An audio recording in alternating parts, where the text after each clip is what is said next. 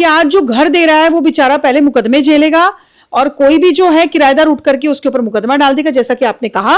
और इस चीज का भुगतान जो है वो मकान मालिक भरेगा, क्योंकि उसकी गलती यही है कि उसने एक बिना सोचे समझे एक महिला को उसको देख करके अकेला उसको फ्लैट किराए पर दे दिया। अंत तक ममता जी के साथ खड़ी हूं। उनके फ्लैट को इस नेत्री को वापस करना पड़ेगा और जो उनका बेचारी का फ्लैट है उनको मिलना चाहिए। और जिस तरह की ढोंग कर रही है ये फ्लैट खरीदना है वरीदना है, मुझे नहीं पता है क्या है ना, तो हमें कुछ ऐसी जरूरत है। सामाजिक कार्यकर्ता के रूप में मैं जानी जाती हूं और हमेशा समाज के दुख सुख में खड़ी रहूंगी। नमस्कार, मैं अजय नौटियाल भारत न्यूज लाइव में आप सबका स्वागत करता हूं। अगर आप अपना घर किसी को किराए पे दे रहे हैं तो हो जाइए सावधान। हो सकता है कि आपको कहीं आप पर डकैती का कोई मुकदमा दर्ज ना हो जाए। देहरादून में कुछ ऐसा ही मामला सामने आया है जहां पे मकान मालिक और एक समाज सेविका जो है वो किराएदार के पास पहुंचते हैं और किराएदार उन पर डकैती का मुकदमा दर्ज करा देती हैं। आइए पूरा मामला क्या है सीधा उन्हीं से जानने की कोशिश करते हैं जिन पर केस दर्ज करवाया गया है। हमारे साथ इस समय है सोनिया आनंद, समाज सेविका। जी सोनिया जी, क्या हुआ था उस दिन, पूरा मामला क्या है? जी एक्चुअली मैं एक सोशल एक्टिविस्ट हूँ और कांग्रेस से भी बिलोंग करती हूँ। मेरे पड़ोस में एक ममता शर्मा जी रहती हैं। उनका फ्लैट है एक वैश्य नर्सिंग होम के पास। उन्होंने ये फ्लैट जो है किराए पर दिया हुआ था और ये किराए पर एक नेत्री को दिया था, कांग्रेस की नेत्री है, नाम नहीं लेना चाहूंगी, उनको किराए पर दिया हुआ था। आरुषि सुंदरियाल नाम है शायद। जी, उनको किराए पर दिया हुआ था ये फ्लैट। और पिछले 2-3 महीने से वो इनको कॉल कर रही थी कि मेरा किराया दे दो और ये फ्लैट, क्योंकि उनका जो एक वो होता है ईयरली जो सिस्टम होता है वो खत्म हो चुका था, एग्रीमेंट जो होता है आपका वो खत्म हो चुका था। तो वो बहुत परेशान हो रही थी क्योंकि उन्होंने ले दे के बड़े किश्तों पर लोन लेकर के है जो ये घर लिया था और वो किराए पर दिया हुआ था। आप ये सोचिएगा कि वो लेडी इतनी परेशान थी तो वो मेरे पास आई कि सोनिया जी आप थोड़ी सी मेरी मदद करो और आप चलो, क्योंकि ये लेडी ना तो फोन उठा रही है और उनका फोन तक भी इन्होंने ब्लॉक में डाल दिया उनका। तो इसलिए वो परेशान हो रही थी तो वो मेरे पास आई। तो मैंने कहा चलिए मैं चलती हूँ कि क्या हो सकता है इसमें।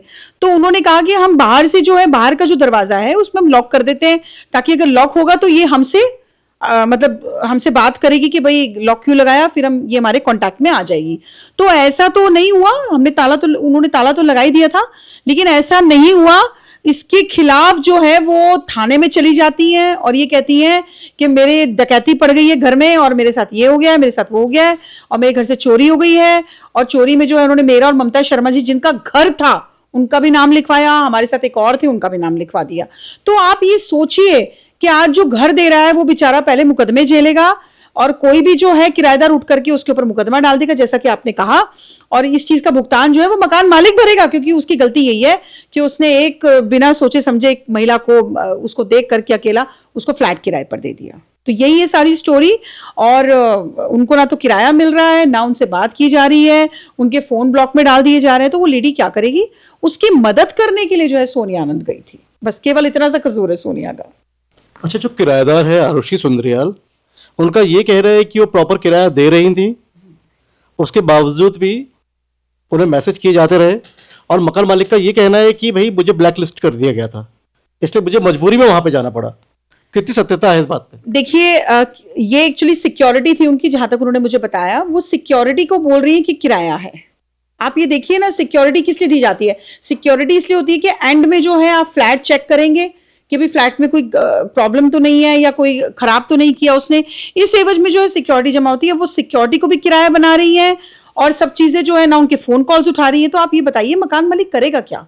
ये एक सभी के लिए एक सबक है कि भाई जब आप दे रहे हैं तो बड़े सोच समझ के मकान किराए पर दीजिएगा। अगर इसी तरह के लोग आकर के आपका मकान हड़प करके बैठेंगे और डकैतियों के मुकदमे आप पे डल जाएंगे तो आप सोचिए ना इसका रिजल्ट्स क्या होंगे। लोग तो अपना घर ही नहीं किराए पर देना छोड़ देंगे। अब वो लेडी जो है वो बेचारी का घर भी इसी से चलता है, ये उनको रेंट देती है, वो तो नॉर्मल सी लेडी है, हाउस वाइफ है बेचारी। और ये सोचने वाली बात है कि इस पर पुलिस ने कैसे इस पे मुकदमा जो है दर्ज कर दिया। ये सवाल है मेरा पुलिस से कि 20 तारीख को जो है ममता जी ने मुकदमा लिखवाया है। और उसके बाद ये चीज भी आपके माध्यम से बता दूं कि जब मुकदमा लिखवाया गया है वो भी हमारे पास पूरी ये रिपोर्ट है। ये है एफआईआर लिखी है आपने, आपकी शिकायत पे एफआईआर दर्ज है? हमने पुलिस में मुकदमा दिया था और उसके बाद जब हमने ताला तहरीर है या एफआईआर है? ये तहरीर है, ये तहरीर है। और आप ये बताइए कि जिस दिन जो है हमने ताला जो उन्होंने लगाया था अपना, तो वो तहरीर भी देखिए पुलिस को दी गई है। ये दोनों चीजें हैं। तो उसके बावजूद भी पुलिस नहीं देख रही है और पुलिस जो है मुकदमा डाल दे रही है। तो आपकी शिकायत पे तो एफआईआर दर्ज नहीं होती है, नहीं लेकिन जो किराएदार है, जो आरुषि सुंदरियाल है, उनकी शिकायत पर पुलिस एफआईआर दर्ज करती है। हाँ, ये देखिए, बस जल्दबाजी तो नहीं दिखाई पुलिस ने।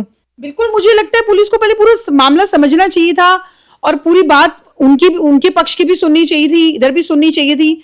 और देखिए, मैं तो एक ही बार गई उनके पास, लेकिन उन्होंने जो नेत्री हैं, इन्होंने तो मेरे मुंह पर सीधा मोबाइल डालकर वो नॉनवेज गालियां दी हैं कि कोई पुरुष भी ऐसी गालियां नहीं देगा। मुझे शर्म आ रही है बोलते हुए, और मुझे तो ये भी लगा है कि वो मानसिक रोगी तो है, वो पक्का उनका मानसिक स्थिति अच्छी नहीं है, तो उनका तो ट्रीटमेंट चलना चाहिए, उनकी मानसिक स्थिति को ठीक करना चाहिए, उसके बाद उनको कहीं राजनीति करनी चाहिए। मतलब किस राजनीति की बात करती है वो, उनकी तो मानसिक हालत ही ठीक नहीं है। मुझे तरस भी आ रहा है उस लेडी के ऊपर, भाई इस तरीके से उनकी हालत हो रखी है और वो इस तरीके से हम लोगों के बारे में बोल रहे हैं, क्या ज्यादा बात करूं, सब समझदार है, सब देख रहे हैं, और मेरी पर्सनल लाइफ में अटैक कर रही हैं, मेरे बच्चों के लिए बोल रही हैं। तो ये बड़ी सोचने वाली बात है, उनको डर भी नहीं लग रहा कि डिफेमेशन का केस जो है उन पर हो जाएगा। तो ये सोचने वाली चीजें, अब जो आगे देखिए, जो कानूनी कार्यवाही है हम भी करेंगे और उनको भी करना चाहिए, दूध का दूध पानी का पानी अपने आप हो जाएगा। अच्छा, जो किराएदार है उन्होंने ये कहा है कि जब आप वहां पे आते हैं तो उस टाइम वो वहां पे नहीं थी, और कैमरे में हर बात की रिकॉर्डिंग है, हर चीज की रिकॉर्डिंग है, और आप पर चोरी का मामला भी दर्ज करवाया है कि चोरी भी की है आपने, और वहां पे वो अपना काम कर रही थी, कुछ बुटीक चलाती थी, क्या चलाती थी? देखिए, पहली बात तो मैं बता दूं कि वो कमर्शियल प्रॉपर्टी नहीं थी, यहीं पर वो मरेंगी, क्योंकि वो कमर्शियल प्रॉपर्टी बिल्कुल नहीं थी, वो रेजिडेंशियल फ्लैट था। वहां पर अगर ये इस तरह के काम कर रही है तो ये इलीगली काम हो गए हैं। आप रेजिडेंशियल प्रॉपर्टी को रेजिडेंशियल तरीके से तो रहेंगे ना, उसमें उसको घर बना के रखेंगे, ना कि आप वहां पे बुटीक चलाना शुरू कर देंगे। तो ममता जी ने जो उनको घर दिया था वो रेजिडेंशियल तौर पे दिया था। और दूसरी बात है कि जिस तरह की वहां पे आवाजाही हो रही थी लोगों की, अब सोसाइटी वालों ने सबने एक एप्लीकेशन लिख के दी है कि 2-2:30 बजे कोई व्यक्ति आ रहा है, फिर रात ही को वापस जा रहा है। तो हमें नहीं पता है कि इसमें कितनी सच्चाई है, लेकिन ये सब चीजें वहां पर हो रही थी। और अगर आप इनका बैकग्राउंड जाके देखेंगे तो अभी मुझे कुछ चीजें, अब लोग भी मेरे साथ काफी जुड़ चुके हैं, लोग मुझे काफी सपोर्ट कर रहे हैं। मैं धन्यवाद करूंगी उन लोगों का जो आज मेरे साथ स्तंभ बन के खड़े हैं कि कोई मृतक, इन्होंने अपने पति की पहचान भी एक मृतक के रूप में डालन वाला थाले में कर ली थी, और इनके पति जो है वो तो जिंदा है, जीवित है इनके पति, अभी आ गए इनके पति। तो इन्होंने किसको मृतक बनाया और इसके पीछे क्या इनका ध्येय था जो इन्होंने मृतक के रूप में उनको पहचान लिया।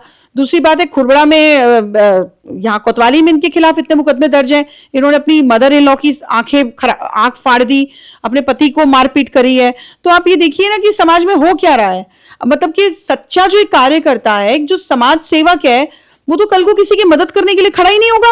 वो 10 बार सोचेगा मैं नहीं जाऊंगा, मेरे खिलाफ मुकदमा हो जाएगा। तो पुलिस को तो मैं बहुत बड़ा सवाल करना चाहती हूँ। आदरणीय अभिनव कुमार जी जो बहुत अच्छे अधिकारी हैं, और ये जो अभी एसएसपी साहब है हमारे, बहुत अच्छे अधिकारी हैं, मैं इनसे सवाल करना चाहती हूँ कि कैसे आप मुकदमा दर्ज कर दे रहे हैं। भाई मुझे इस चीज का जवाब चाहिए पुलिस से कि 20 तारीख को हम रिपोर्ट दे रहे हैं, पुलिस को दे रहे हैं, इस पे तो आप मुकदमा नहीं दर्ज कर रहे। ऐसे क्या आपको दबाव आता है कि आप उसके खिलाफ मुकदमा दर्ज कर दे रहे हैं? 4 दिन बाद मुकदमा, बिल्कुल 4 दिन के बाद आप मुकदमा दर्ज कर दे रहे हैं। ऐसी क्या आप पे आफतान पड़ी है कि आप दोनों पार्टीज को, पुलिस का काम होता है समझौता कराना, बिठा के समझाना, चीजें चेक करना। पुलिस ने ये काम तो किया नहीं, आनंद फानंद ने मुकदमा दर्ज कर दिया।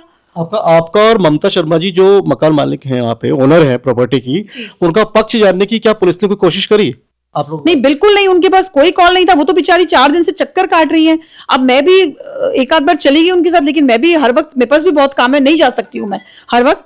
और लेकिन आज मुझे उनसे सहानुभूति है, मैं अंत तक ममता जी के साथ खड़ी हूँ। उनके फ्लैट को, इस नेत्री को वापस करना पड़ेगा, और जो उनका बेचारी का फ्लैट है उनको मिलना चाहिए। और जिस तरह के ढोंग कर रही है, ये फ्लैट खरीदना है वरीदना है, मुझे नहीं पता है क्या है ना। तो हमें कुछ ऐसी जरूरत है, सामाजिक कार्यकर्ता के रूप में मैं जानी जाती हूं और हमेशा समाज के दुख सुख में खड़ी रहूंगी। इस तरह के केसेस जब भी आएंगे मेरे पास तो मैं सच के साथ जरूर खड़ी होंगी। मेरा सबसे पहला मानवता का धर्म है, सब चीज बाद में है, पहले आप अच्छे मानव बन जाइए। ये किस तरह की लेडी है जो इस तरह के गंदे गंदे, इतने घिनौनी लैंग्वेज है इनकी, मतलब क्या गंद बोल रही है ये। इनके बारे में लोगों ने मुझे कितने गंदे गंदे वीडियोस भेजे हैं, अभी किसी के साथ मारपीट कर रही हैं। मतलब मैं तो, मुझे दया आ रही है इनके ऊपर, ये क्या इन्होंने अपनी हालत बना ली है। मानसिक इलाज कराना चाहिए उनको, मैं तो यही कहूंगी। और जिस तरह की हरकतें कर रही है, उनका फ्लैट उनको प्यार से वापस कर दीजिए। और देखिए, हम भी कल जो है, अगर ये नहीं मानेंगे तो हम भी दूसरे तरीके बहुत सारे हथकंडे अपनाएंगे। हम लोग भी कल जाएंगे, अभिनव कुमार जी से मिलेंगे कि भाई ये क्या सिस्टम है पुलिस का। मुझे तो ये सवाल मैं बार बार इसलिए कर रही हूं कि पुलिस कहती है कि हम बड़े सिस्टम वाले, कहां है पुलिस का सिस्टम? मुझे बताएं तो सही कि कहां पे पुलिस सिस्टम में है। मतलब एक महिला जो है तंग पे तंग किए जा रही है मकान मालिक को। कल को कौन अपने मकान, यहाँ उत्तराखंड में जो है लोगों ने 50% लोगों ने अपने घर जो है किराए पर दे रखे हैं, नीचे खुद रहते हैं। यहाँ पर आमदनी का जरिया ही किराया है लोगों का, अधिकतर लोगों का। तो इस तरह से कौन किराए पर देगा? कल को सारे ही किराएदार इस तरह के, कोई रेप केस लगा देगा, कोई बोल देगा डकैती डल गई है, कोई कहेगा मेरे साथ बदतमीजी कर दी है। ये सोचने वाली चीज है, पुलिस को सोचना होगा इस चीज के लिए। और मैं तो यही कहूंगी कि देखिए, ऐसी महिलाओं को संरक्षण बिल्कुल नहीं मिलना चाहिए। ऐसी महिलाएं जो हैं ये समाज को कलंकित करने का काम कर रही हैं। मैं कोई किसी पर टिप्पणी नहीं कर रही हूं, लेकिन पुलिस को पूरी जांच पड़ताल करनी चाहिए। इनका पिछला जो हिसाब किताब है वो भी समझना चाहिए कि कहाँ इन्होंने अभी प्रॉपर्टी डीलर को 35 लाख रुपए की डिमांड करी है इन्होंने, है ना, उसको हड़प करने, उसको परेशान करने की जिस प्रॉपर्टी में रह रही है उस प्रॉपर्टी के लिए। नहीं, उन्होंने एक और है यहाँ सहजदारा रोड पे, मैं नाम नहीं लेना चाहूंगी, वो सम्माननीय लोग हैं मेरे लिए। और उनके भाई को जो है उनके साथ उनको जो है उनको कहा कि रेप का मुकदमा डाल दिया। अभी डालन वाला में मुकदमा दर्ज है, ये सब चीजें मेरे पास आ रही हैं। वो मुकदमा दर्ज किया है, उसको रेप के केस में उसको फंसा दिया है। तो अब क्या चाहती है ये कि ममता जी को और हम जैसी महिलाओं को बदनाम करेंगी? कोई फर्क नहीं पड़ता सोनिया आनंद को। सोनिया आनंद खड़ी रहेगी सच के साथ, मैं बिल्कुल अंत तक साथ में हूं। ये मेरी पर्सनल लाइफ पे उतरे, ये मेरे बच्चों को कुछ बोले, या ये मेरी फैमिली लाइफ पे उतरे, उसका तो मैं जवाब इसको दे दूंगी। लेकिन इसको सुधरना होगा, समाज में रहना है। तो अभी तक ये किसी के पल्ले नहीं आई थी, अब ये मेरे पास आई है तो मैं इसका अच्छे से ट्रीटमेंट करूंगी कि ऐसे लोगों को सबक मिलना चाहिए। ममता शर्मा जी के द्वारा कोई इन्हें नोटिस दिया गया पहले मकान खाली करने को लेकर, जब एग्रीमेंट पूरा हो गया कोई नोटिस दिया गया? और दूसरा सवाल साथ ही मेरा ये भी है, ऐसी क्या मजबूरी पड़ी कि आपको उनके फ्लैट पे जाना पड़ा? जी हाँ, बहुत अच्छा सवाल किया है। देखिए, नोटिस की जहां तक बात है, जब आपके पास 11 महीने का एग्रीमेंट ही खत्म हो गया तो फिर नोटिस की जरूरत कहां पड़ती है? मुझे बताइए आप। वो बेचारी ने बोल दिया कि वो अपने बच्चों के साथ रहती है, मुझे अब खुद शिफ्ट होना है, तो 11 महीने का नोटिस जब पूरा हो गया उसके बाद एज इट इज उसको फ्लैट उसको उनको हैंड ओवर कर देना चाहिए। 11 महीने का नोटिस कोर्ट क्यों बनाती है? मुझे जवाब दीजिए आप। इसीलिए बनता है ना कि भाई 11 महीने का एग्रीमेंट है आपके साथ, आप खुद में खुद हमको हमारा घर हैंड ओवर कर दीजिए। और आपने दूसरा सवाल क्या किया है? दूसरा सवाल भी आपने मुझसे पूछा शायद कि भाई मुझे क्यों जाने की जरूरत पड़ी। तो मैं तो हजारों जगह जाती हूँ। मतलब ममता शर्मा जी को भी जाने की जरूरत पड़ी वहां पे? क्या इसीलिए- फोन से रीचेबल नहीं थी वो? बिल्कुल बिल्कुल, यही तो मैं बार बार बात कह रही हूँ कि वो बेचारी को अगर फोन पिक कर लिया होता, उनसे नॉर्मल बात की होती कि मैडम मेरे को अभी किराया नहीं है, तो वो ऐसी लेडी है कि वो कह रही मैं नहीं मांगती किराया। अगर एक महिला के साथ ऐसी समस्या थी, वो तो बहुत जेन्युइन लेडी है, बहुत शरीफ लेडी है वो, और उनको जरूरत भी नहीं थी, वो इस पचड़ में नहीं पड़ती। वो उन्होंने मुझे खुद कहा कि भाई अगर ऐसी कुछ बात थी तो मुझे बोल देती। उन्होंने प्यार से भी इसको गले भी लगाया। लेकिन इनकी तो नीयत ही दूसरी है। इनकी जब नीयत ही दूसरी है, जब इनके दिमाग में ये आ चुका है कि ये फ्लैट मुझे हड़प करना है, और 2 महीने पहले ये लेडी बोल रही है कि मैं बस पैसों का इंतजाम कर रही हूं, आपका फ्लैट में खरीद लूंगी। ये भी उनके पास अभी रिकॉर्डेड है। ममता जी ने कहा कि नहीं मुझे बेचना नहीं है ये फ्लैट, मेरे बच्चे अभी क्योंकि घर में आ चुके हैं और मेरे बच्चे इस फ्लैट में रहेंगे और मैं अपने घर पे रहूंगी। तो आप ये देखिए ना उस बंदे की नीयत क्या है। और पुलिस को मैं बार बार ये कह रही हूँ कि पुलिस कैसे मामला दर्ज कर दे रही है। पॉलिटिकल प्रेशर नजर आता है इसमें कि पॉलिटिकल प्रेशर तो नहीं कहीं? क्योंकि कांग्रेस से रिलेटेड आप भी कांग्रेस पे हैं, जो किराएदार थी वो भी कांग्रेस पे हैं, कोई पॉलिटिकल प्रेशर तो नहीं? देखिए, मैं इस बारे में ज्यादा टिप्पणी क्या करूं, आप सब लोग समझदार हैं। और देखिए, मैं तो कांग्रेस में भी काम करूंगी और बिल्कुल जी जान से काम करूंगी, कांग्रेस को खड़ा करने का काम करूंगी। और मेरे बहुत सारे भाई लोग आज मेरे साथ हैं, और सोशल काम उससे ज्यादा करूंगी, इसी तरीके से करूंगी, चाहे मुझे कितना भी विरोध झेलना पड़े। मुझे इस विरोध की कोई परवाह नहीं है। देखिए, पहले जो है इंसान जब अच्छा काम करता है उसको पेन होता ही होता है। मुझे पता था कि इस मुकदमे में जब मैं गई हूं, जब मैं इनको नहीं जानती थी, आप ये भी मैं इसलिए कह रही हूं कि मैंने इनको कभी देखा भी नहीं है, मैंने उस टाइम इनको फर्स्ट टाइम देखा, ये हकीकत मैं आपको बता रही हूं। और जिस दिन मैंने इनको देखा है तब मुझे बाद में पता चला कि कांग्रेस की एक नेता है ये। मुझे नहीं अभी तक जानकारी थी इनके बारे में, ना मैंने इनको देखा। मेरी क्या बड़ा निजी किसी से दुश्मनी है, मैं कभी किसी से दुश्मनी करना मुझे अच्छा ही नहीं लगता। और किस चीज की मुझे इनसे दुश्मनी होनी है? ना मेरा इनसे कोई मुकाबला, ना मेरा इनसे कोई कंपेयर, मैं इनको जानती नहीं पहचानती नहीं। ये तो देखिए इन्होंने पूरा जो है ना राजनीतिक लाभ लेने के लिए इन्होंने इस तरह का एजेंडा किया है। ना मुझे कोई, देखिए ये बार बार जो पदों की बात कर रही है, मेयर की बात कर रही है, मुझे कोई लेना देना नहीं इन सब चीजों से। I am a very genuine lady, I am educated, I am belong to a very good family. मुझे जरूरत नहीं है इन सब पचड़ों में पड़ने की। लेकिन हाँ देखिए, सोशल एक्टिविस्ट हूँ, लोगों के लिए काम करूंगी, लोगों के दुख सुख में इसी तरीके से खड़ी होंगी, चाहे मुझे कितना भी विरोध झेलना पड़े। That's it. लोगों का कह रहे हैं कि आप भी कांग्रेस लीडर हैं, वो भी कांग्रेस लीडर हैं, कुछ नहीं होने वाला इस मामले का, कुछ दिन बाद पैचअप हो जाएगा। अभी तो ये लड़ाई कहां तक जाएगी? ये लड़ाई पैचअप तक जाएगी या ये जंग जो है ये इंसाफ की लड़ाई बनेगी? देखिए, मुझे कोई किसी से पैचअप नहीं करना है। मैंने कहा ना आपको, मैं पैचअप करने वाले लोगों में से नहीं हूँ। इनको बहुत सारे लोग मिले होंगे, सोनिया आनंद पहली बार मिली है इनको, तो सोनिया आनंद जी इनको बताएगी कि पैचअप नहीं किया जाता, इस चीज़ का सबक सिखाया जाता है। ऐसे लोगों को समाज में सबक सिखाया जाना चाहिए। और मैं तो आप जैसे पत्रकारों को जिन्होंने मेरा इतना सम्मान किया है, बहुत सारे ऐसे लोग, मेरे को आज इतने फोन कॉल्स आए हैं पत्रकारों के कि सबने जो है मुझे रिगार्ड दिया है, सबने मेरा वजन भी रखा है, मेरी बात को रखा है। मैं आप लोगों का बहुत बहुत धन्यवाद देती हूँ। और ये बात मैं आपको फिर कह रही हूँ, मुझे कोई किसी से पैचअप नहीं करना है, मुझे इनका इलाज करना है, इनको सबक सिखाना है, इनकी इस सबक की इनको जरूरत है, और इनका मानसिक इलाज भी करवाना है क्योंकि ये मानसिक रूप से बीमार है। जी, ममता शर्मा जी जो मकान मालिक हैं वो कहाँ हैं इस टाइम? वो देखिए हॉस्पिटलाइज्ड है। मैं बता दूं, उनका बीपी और उनको शुगर की प्रॉब्लम थी। उनका बीपी और शुगर इतना ज्यादा बढ़ा हुआ है, वो आज सुबह भी कौन से चैनल था, 18 में शायद, कोई न्यूज़ 18 में वो आई थी मेरे साथ। आज आप शायद 7:30 बजे न्यूज़ भी आई होगी।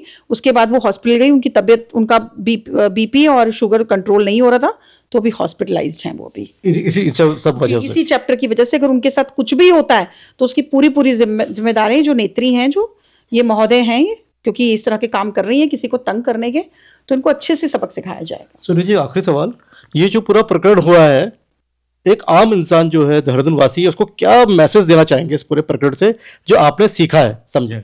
देखिए, मुझे लगता है कि आजकल लोगों को बहुत समझदार होने की ज़रूरत है। आप किसी को घर दे रहे हैं, पूरा उसका बैकग्राउंड जाने, किसको घर दे रहे हैं और कहाँ पे उसका बैकग्राउंड क्या है, कहाँ से बिलोंग करता है, कोई क्रिमिनल तो नहीं है। और आजकल लोग क्या है ना, पैसे के लालच में एकदम से घर दे रहे हैं। और पूरा आप लीगल एग्रीमेंट कीजिए, खाली एग्रीमेंट से काम नहीं चलता है, रजिस्टर्ड एग्रीमेंट कीजिए आप, क्योंकि आजकल रजिस्टर्ड एग्रीमेंट की वैल्यू है।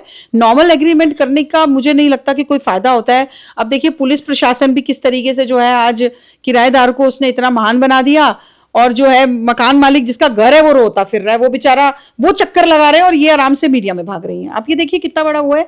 तो मैं तो सभी को ये कहना चाहूंगी कि अपनी लड़ाई लड़ना सीखिए, और आपको लीगल एग्रीमेंट्स करने चाहिए, रजिस्टर्ड एग्रीमेंट करना चाहिए, और अपनी बात को बिना डरे, आपको बिल्कुल अपनी बात, आपके पास आज मीडिया बहुत अच्छा सहारा है, आपके पास फेसबुक, आपके पास सोशल मीडिया बहुत अच्छा एक सहारा है, तो अपनी बात को रखना सीखिए, सच के साथ खड़े होना सीखिए। थैंक यू जी। इस पूरे प्रकरण में एक बहुत बड़ा संदेश छुपा हुआ है कि जब भी आप अपनी प्रॉपर्टी दें, एक लीगल एग्रीमेंट करें, रजिस्टर्ड एग्रीमेंट करें, और साथ ही ये चीज ध्यान रखें कि लड़ाई जब लड़े तो पूरी मजबूती से लड़ें। और पुलिस के लिए भी एक संदेश है कि वो मामले में उसे दोनों पक्षों की बात सुननी चाहिए थी, जल्दबाजी नहीं दिखानी चाहिए थी, ताकि वो मामले की तहकीकात करते, समझते कि असल मामला क्या है और कहानी के पीछे की असल कहानी क्या है। उम्मीद है पुलिस अब इसकी पूरी पड़ताल करेगी, दूसरा पक्ष भी पुलिस के पास जाएगा और अपनी बात भी रखेगा। तब तक आप करिए इंतजार, देखिए इस कहानी में क्या होता है अगला ट्विस्ट। मैं भारत न्यूज लाइव के लिए कैमरा पर्सन शिववर्धन सिंह के साथ अजय नौटियाल। भारत न्यूज लाइव से जुड़ने के लिए इसे लाइक, सब्सक्राइब और बेल आइकन दबाएं।